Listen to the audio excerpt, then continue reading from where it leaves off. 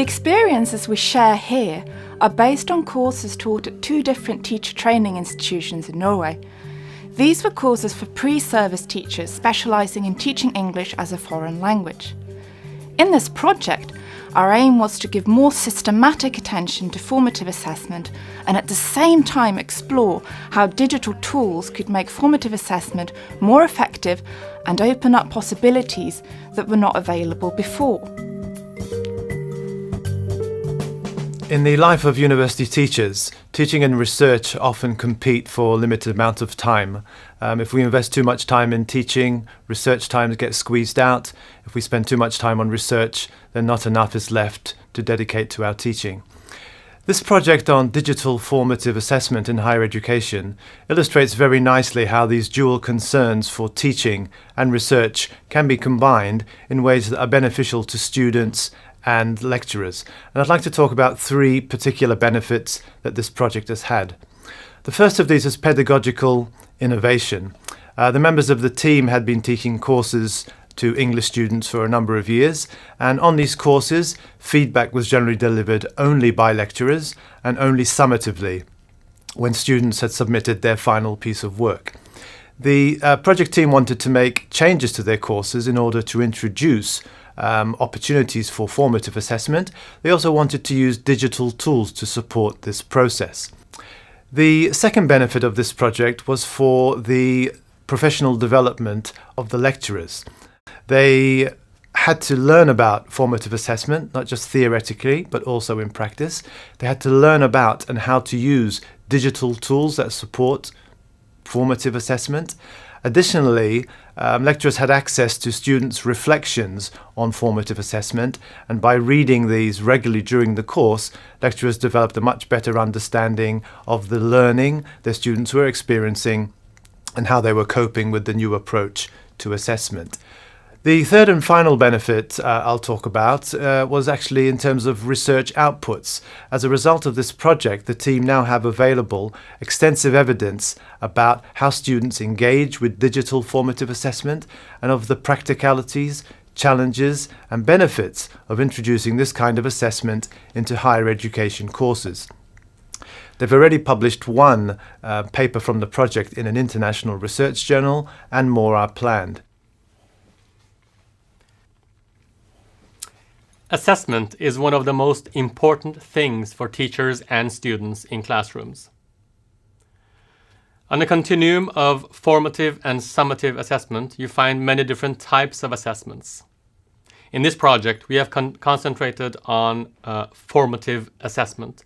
One of the most common definitions used is by Black and William from 1998.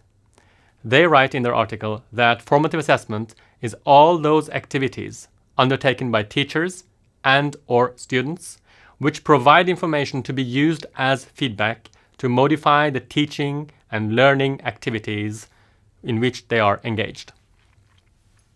In this project, we have used ideas from portfolio assessment to promote formative assessment. That is because in portfolio assessment, students are encouraged to collect texts, both oral and written texts, throughout a year, have the opportunity to reflect upon them together and with a teacher, and use peer assessment, where students provide feedback to each other, and self-assessment, where students are encouraged to reflect upon their own texts to see how they can improve them, and teachers can use situations in the portfolio assessment to provide students with continuous feedback. Students use opportunities to reflect upon their texts and see how they can improve. That is where formative feedback comes into the picture, and that's why it's so important to provide feedback that is understandable, selective, concrete, and also tell students how they can improve. All these factors are important parts of formative assessment. The digital tool we used was OneNote Class Notebook. OneNote Class Notebook provides a platform for teachers to prepare and share instructional material and collaborate with students. It is divided into 3 separate sub-notebooks: Content Library for teachers to share instructional material with the students, which is for students read-only, and Collaboration Area, a notebook for all students and teachers in the class to share, edit, and collaborate in. And finally, Student Notebooks, which are private notebooks for individual students. Teachers can access all student notebooks at any time, but students cannot see other students' notebooks. The collaboration area in OneNote proved to be an extremely useful tool for arranging and tracking group work, both in class and out of class, and using this information to adapt our instruction to the students' needs. During class group work, we could monitor the progress of each group and offer support to the groups that needed it the most, a possibility that we didn't have before. Here is an illustration of how we did this. This class was conducted towards the end of the term. The students were asked to select a topic that the class should focus on, something that the majority was still struggling with. I then prepared tasks for group work on these topics and posted them in the collaboration area. The students were divided into groups, and each group was assigned a particular set of tasks. They were typing their responses directly into the relevant OneNote page in the collaboration area. We had this page projected on the screen in the class, and as they provided their responses, these would automatically appear on the screen. I could, in that way, follow their progress, and if noticed that a particular group was struggling, I went and offered assistance to that group. When conducted this way, I felt that my support was much more meaningful than before, as it was provided when it was needed to the groups that needed it the most. This was an important improvement compared to our practices in the past, when we would circle around the classroom and randomly offer assistance. This approach also makes less vocal students more visible in class. That is, it ensures that those who are not so confident asking for help still receive it. The group responses are immediately available to the whole class, without the need to upload or share extra documents or files. Conducting class group work in this way enables us, instructors, to immediately assess where the students are in their learning and then offer immediate feedback on issues that they are struggling with, all important aspects of formative assessment. Because the way we used OneNote Earlier. Because some of us used it earlier just as a private notebook, but here we use it as a collaborative workbook. So, but there were some issues in the beginning regarding where to put the documents. Yeah. But I believe throughout the semester we have gotten better ideas on how to present it and where to put the documents, and I think it really just had to grow on us. Yeah, to grow on us because the teachers in 101 and 201, they had pretty much a good idea or a clear idea of how they wanted to use it. We just had to understand it as well. And that took some time, but once that everyone got to know and understood it, I think that at least the majority of the class agrees that it is that it's good, that it's a great way to do collaborative work at least. Yeah, definitely. And when you have several groups that are working at the same time, they can look at each other's work and how they have solved the assignment compared to how you have solved it, and so everyone kind of helps each other while working on their own.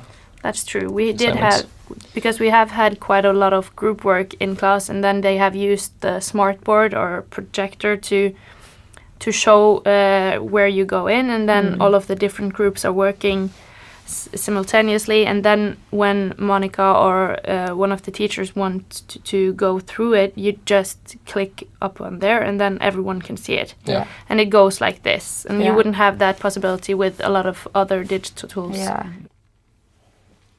In my course, one of the obligatory tasks was a literary essay. After introducing the essay topic, we spent time in class together with the students to develop the criteria for the essay. We did this in the collaboration space, which was projected on the screen. Students could add criteria through OneNote, which then appeared on the screen. We then discussed and systematized the proposed criteria into 3 main areas: content, organization, and language. This was productive for them as well as for me, in order to ensure that we have a shared understanding of what we find important in a piece of academic writing. I moderated the discussion and finalized all the input into a table with them, and the end result was quite similar to the criteria that I usually use in essays, but this way the students discussed and negotiated them among themselves, recognizing their importance. The criteria remained in the collaboration space so that everyone had access to it throughout the assignment cycle. As a next step, they wrote a first draft of the essay, on which they were to receive mixed feedback, that is, both teacher and student feedback. Again, in class, we discussed what the teacher and the fellow students should give feedback on, so that they focus on different things. The students posted their drafts in their individual notebooks and also shared it with their fellow student assigned to give them feedback. They also posted the feedback they received from their fellow student in their own notebook. I could then go into their individual notebooks to read the students' feedback along with the assignment and provide them my own feedback, all in one place. The students could use the criteria and the feedback they received to revise their draft and submit the final version of their essay. The students expressed that they liked that they could put everything into one notebook and then the teacher could directly go in there and provide individual feedback in the original document. The student notebooks in OneNote is a space for students' individual work where their obligatory assignments can be kept together with the peer and teacher feedback they receive. However, it's also a space where students have the opportunity to respond to low-stakes tasks such as class preparation tasks and a space for keeping lecture and study notes. Being able to collect evidence of student learning in this way gave us important feedback on our own teaching and gave us more opportunities to provide feedback for students. Now, it's up to us as teachers to decide what to do with this increased insight. We informed the students on our course that we wouldn't consistently provide feedback on homework, but that we'd look through it and comment occasionally. And this sporadic feedback could be very brief. Most often, a single sentence or a question next to the student's work was really enough to acknowledge their effort and push their learning forward. We used coloured font so that the feedback would be clearly visible. Other times, looking through several examples of students' homework would suggest issues or gaps in their understanding or knowledge that may not otherwise have been obvious to us. We could then adjust our teaching accordingly by specifically addressing these issues in the next class. In summary then, the personal notebooks in OneNote really opened up possibilities for formative assessment that had not previously been available to us. Because before I used nearly all of the space on my computer, just filled it up with documents because I take notes on the computer, not by hand. So I filled up my computer with all of these documents from the former term, and but this time I thought, okay, OneNote is so great. I'll use the study notes on my own personal space, in my own personal space, and I will use that to all of my notes. So I have it online. And my teacher can have access to it and actually check it out, because it also gives me kind of a motivation to do better. Someone sees it. Yes, to do better. What if she's looking at it right now, or they are looking at it right now? So always, it just motivates me to do a little more extra, right? Yeah. That's very good. If you want to find out more about how we implemented formative assessment using OneNote as a digital tool, you can go to our guide following the link below.